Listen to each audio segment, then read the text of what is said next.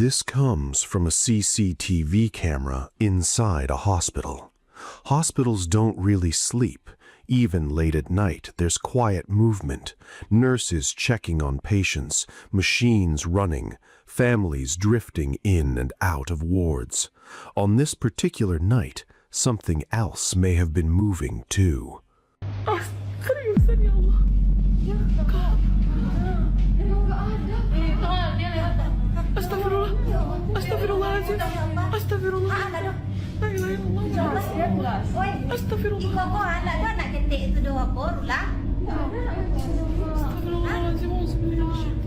What you can see is the figure of a small child, completely still, not moving toward anyone, not reacting, just standing there like it's waiting. And then a couple walks directly through it on their way to a patient ward, and they clearly have no idea anything just happened. Hospitals come up again and again in conversations about unexplained activity. They carry fear, grief, hope, and loss all at once, and many people believe that kind of concentrated emotional weight doesn't just evaporate when people leave. Was this a trick of light and shadow, or did that camera catch something that walks those halls every night without anyone knowing it's there? This is from 2018, a security camera inside a man's store. The place is an open-air garage, nearly 20-foot ceilings, wide open space, clean sightlines, the kind of layout where movement is almost impossible to miss. The owner is alone in the store one afternoon when this happens.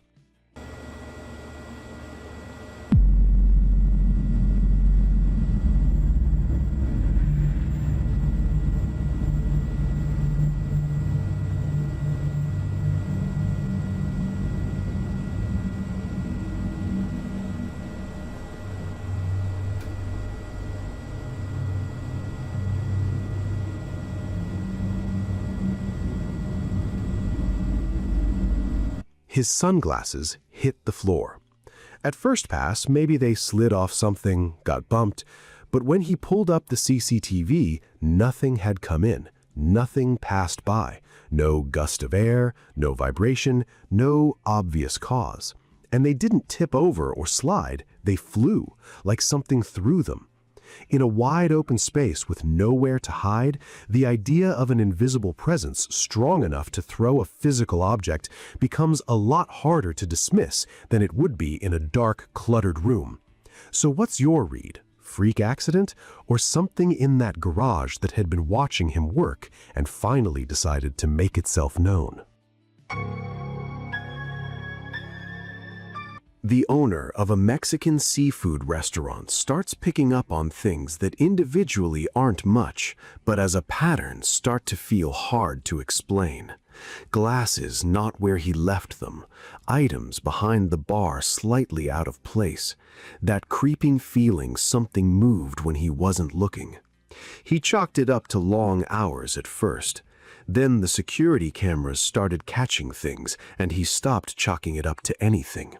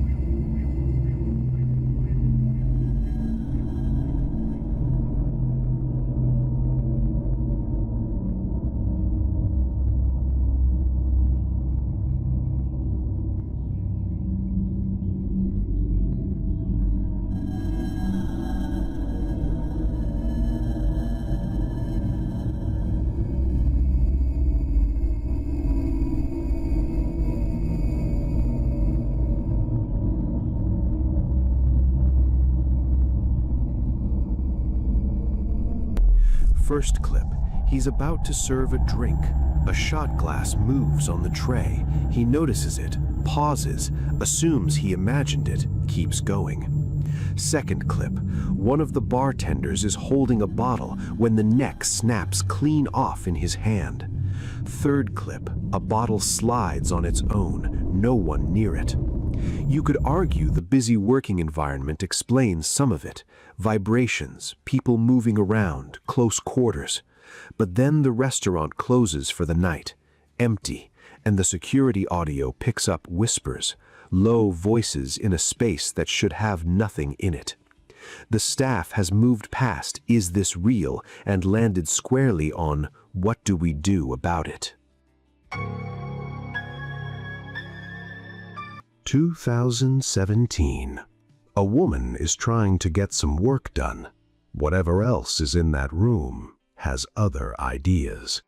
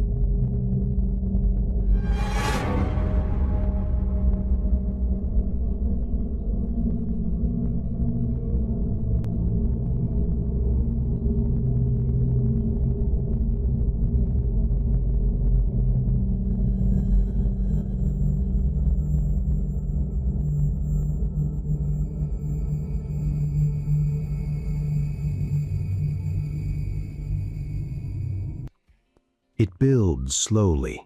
The chair shifts, subtle, easy to wave away.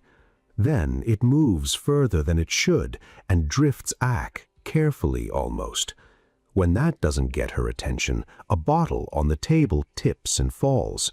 She looks up, confused, trying to find a reason. And then her chair gets pulled backward, hard enough that there's no more explaining it as gravity or coincidence.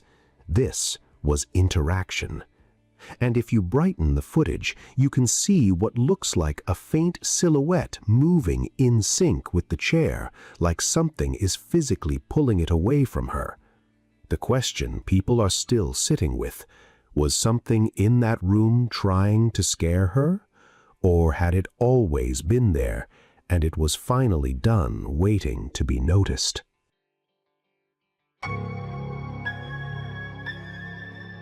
A CCTV camera in a local store late at night after everyone has gone home. The doors are locked. The place is empty. Or it should be.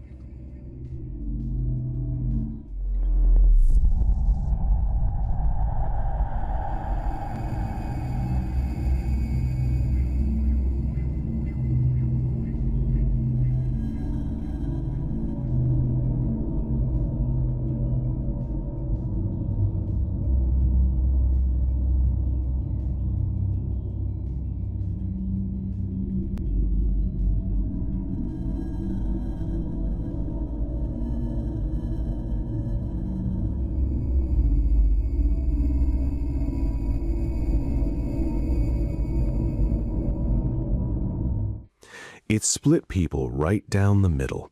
The draft explanation came up immediately, a random gust moving the toy across the floor. But it doesn't slide, it doesn't tip, it rolls smoothly, almost like it's being guided. Then came the faulty motor theory. Someone suggested the toy had been left on and a glitch set it off. Reasonable on paper, but the store owner says the toy hadn't been touched for hours, and the footage shows a closed, empty building. The detail that kept pulling people back when they slowed it down frame by frame, the motion doesn't look random, it looks controlled, like someone applying just enough pressure to keep it going. Locals say strange things have been happening in this store for years. Items falling from shelves, footsteps after closing. So was this just a mechanical malfunction, or was something in that store passing the time playing with a toy, assuming nobody was watching? This guy makes music and games, pretty grounded, everyday life stuff. But for weeks, something in his bathroom has made him deeply uncomfortable. Not just unease, but the specific feeling of being watched. What pushed it past something he could shake off was his cat. The cat won't go in. It'll sit outside the bathroom door and stare into it for long stretches, tracking something the camera can't initially pick up. When animals start behaving that way consistently, people start taking the situation seriously. One night, after feeling that presence again, he left the camera running. Have a look. Oh my god, bro. I just seen the craziest shit. Look, over there. Over there, I just seen the craziest shit. Look. Oh my god. What was that? Oh my god. Oh my god, what is that?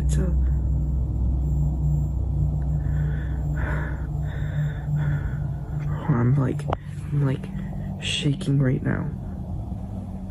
What is that? Look it. Watch, it's gonna do it again. It's gonna do it again. Look at that. Nah, bro. Some people's first instinct was staged, friend hiding, elaborate prank. But if that's what it is, the cat should have been calm, and this hadn't happened once. According to him, this same figure had shown up repeatedly over the previous 2 weeks, always briefly, always in the same area, never fully revealing itself. That kind of consistency is what keeps the staged explanation from sticking. So, is this the beginning of something he needs to take seriously before it builds further? Or do you still think it's a setup? If you've been here a while, you know this house. A 263-year-old colonial home with a creepy attic and a doll collection that's made more than a few viewers call this one of the scariest private residences in America. It earns that. The owners have been documenting years of unexplained activity, figures moving through rooms, heavy footsteps when the house is empty, disembodied voices, and a cat that behaves as if it's watching something invisible move from room to room. This time, she's going back into the attic, the same one with deep claw marks scored into the door that nobody has been able to explain. Have a look. Definitely a little late with doing this because I don't want to upset the girls, but it is time to take off their little Santa hats and store them away for the year. Very, very sorry. And somehow the door is still open, and I need to grab the gift and the tree. Chain check. I feel bad. Maybe I'll put like some Valentine's decor or something up in here.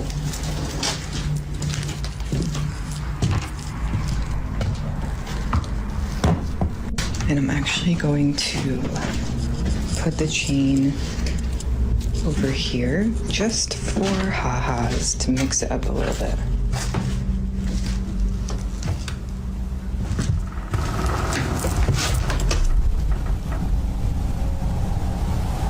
We all heard and saw that, correct?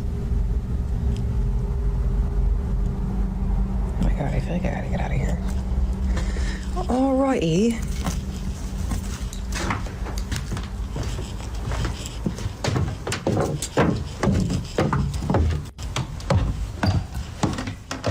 That sound. It's not settling wood. It's not a random creak.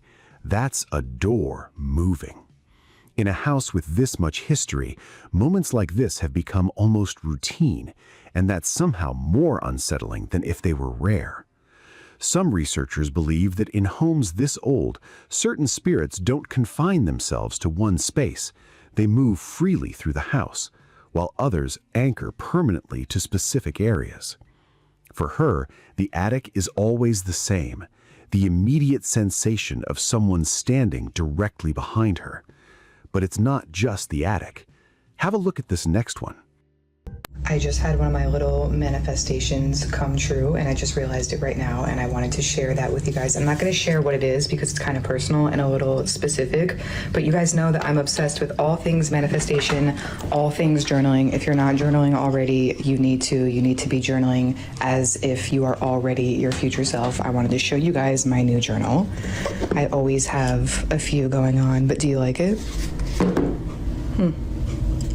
Wonder what that could mean. Stay tuned.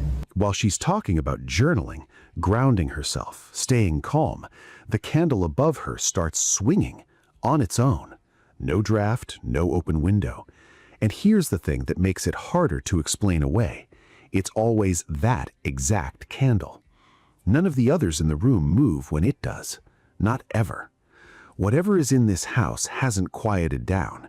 If anything, it feels more deliberate, more consistent, like it's learned the rhythms of the people living here. Until something changes, this house keeps earning its reputation.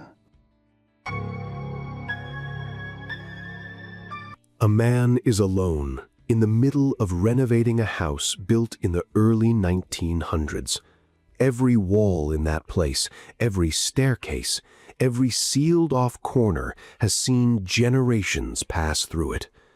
While he's working, something happens that still has people disagreeing about what it actually means. Watch. The heck is that? Hello?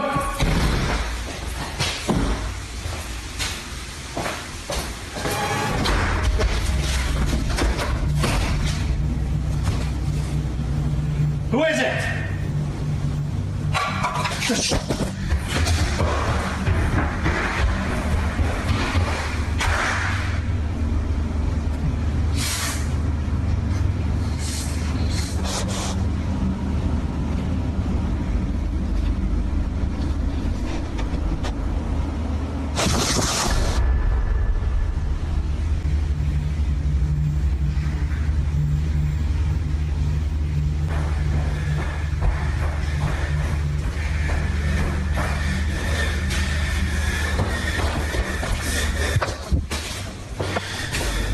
The easy assumption, he dropped the phone and it was him spinning it. But listen, you can hear him coming down the stairs, clearly, breathing hard, after the phone has already started moving. He physically couldn't have been in both places at once. So if it wasn't him, what was touching it? Old houses carry long histories. Celebration, illness, grief, loss, all of it absorbed into the walls over decades. Some people believe that renovating a house like this disturbs whatever energy has settled into it over time, almost like waking something up that's been dormant for years.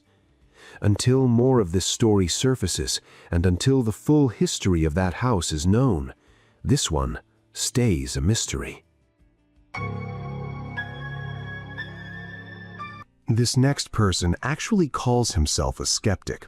He doesn't come at this from a place of belief. He's been going back through his own footage, specifically trying to debunk it, looking for reflections, glitches, anything with a rational explanation.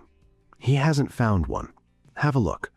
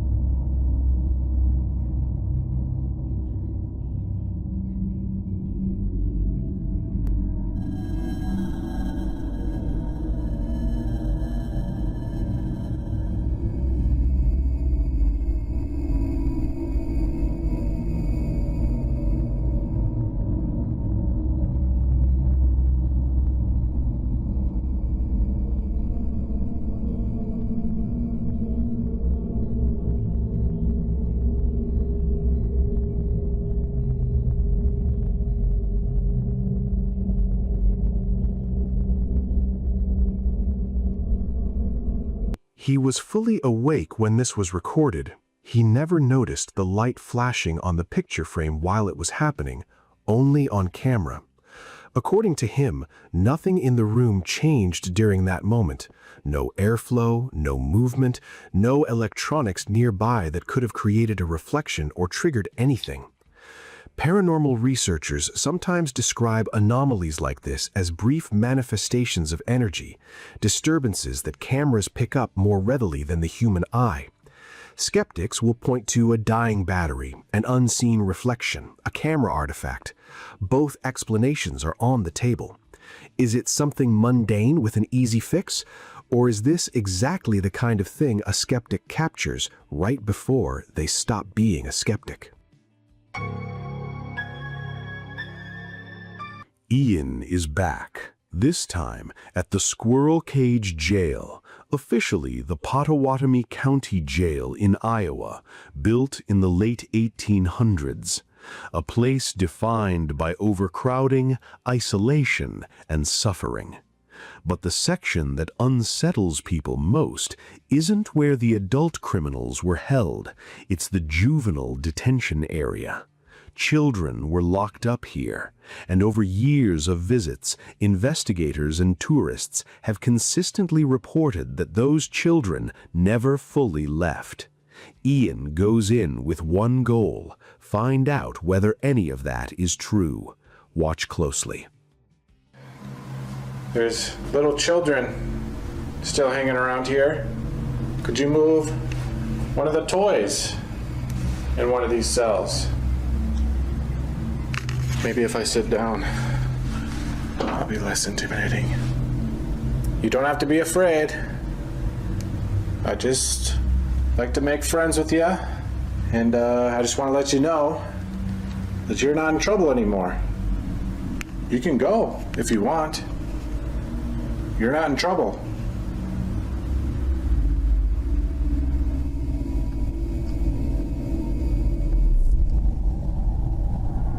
I thought I heard a little voice over here.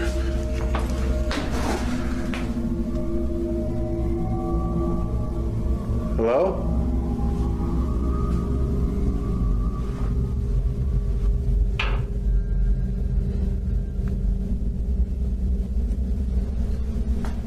Who's in here? Thought I heard somebody.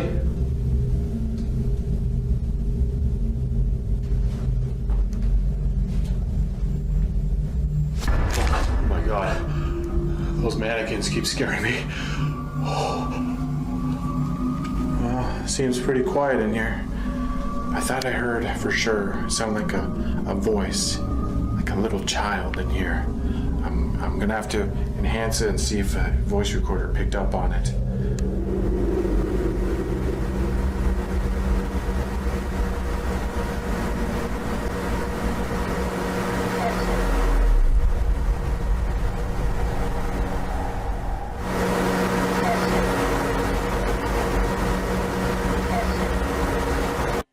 There's a belief that child spirits are more likely to stay, particularly in places built on fear and isolation, where the emotional weight was heaviest for the most vulnerable people. So what was that sound? A residual echo from the past, playing on a loop in a building soaked in history? Or something darker, using a child's voice to pull attention? Whatever it was, it didn't wait for Ian to call out to it. It came to him first. In a place like the Squirrel Cage Jail, that's not reassuring. For more from Ian, subscribe now.